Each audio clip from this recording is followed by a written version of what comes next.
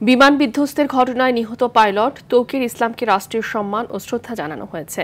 দুপুরে কুর্মিটোলায় কে খন্দকার প্যারেড গ্রাউন্ডে সশস্ত্র বাহিনীর পক্ষ থেকে এ কর্মসূচি নেওয়া হয়।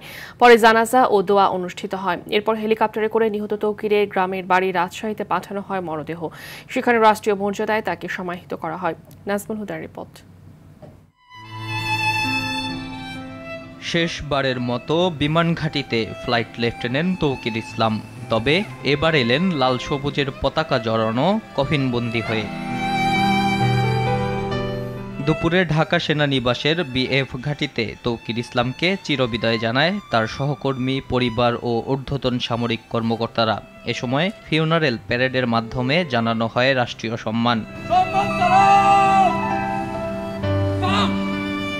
অনুষ্ঠানের শুরুতেই তৌকির ইসলামের বীরত্বগাথা সংক্ষিপ্ত জীবন বৃত্তান্ত তুলে ধরা হয়। চাকরিকালীন সময়ে কর্মকর্তা দেশে বিদেশে পেশাগত বিভিন্ন কোর্সে অংশগ্রহণ করে সফলতার সাথে তা সম্পন্ন করেন। পরে স্বজনদের পক্ষে তার মামা কান্নাজড়িত কণ্ঠে স্মরণ করেন তাকে।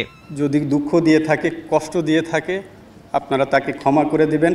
ফিউনারেল প্যারেডের পর অনুষ্ঠিত জানাজায় ছিলেন স্বরাষ্ট্র উপদেষ্টা জাহাঙ্গীর আলমও। এরপর সেনাবাহিনী, বিমান বাহিনী ও নৌবাহিনী প্রধানের পক্ষে শ্রদ্ধা জানানো হয়। পরে তার মরদেহ ধীরগতিতে মার্চ করে হেলিকপ্টারে নিয়ে পৈতৃক নিবাস রাজশাহীতে পাঠানো হয়। সেখানে রাষ্ট্রীয় মর্যাদায় দাফন সম্পন্ন হয় তার।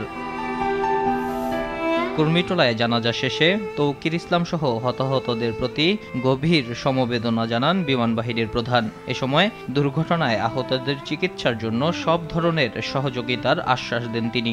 সরকারের পাশাপাশি বিমান বাহিনীও সবসময় হতাহতের পাশে থাকবে এবং থাকছে। আহতদের সুচিকিৎসা নিশ্চিত করতে যা যা করণীয় আমরা সবকিছু করব। বিমান বিধ্বস্তে মর্মান্তিক দুর্ঘটনায় বিমান বাহিনীতে তৌকির ইসলামের 5.5 বছরের কর্মজীবনের ইতি ঘটে। নাজমুল হুদা, RTV, ঢাকা।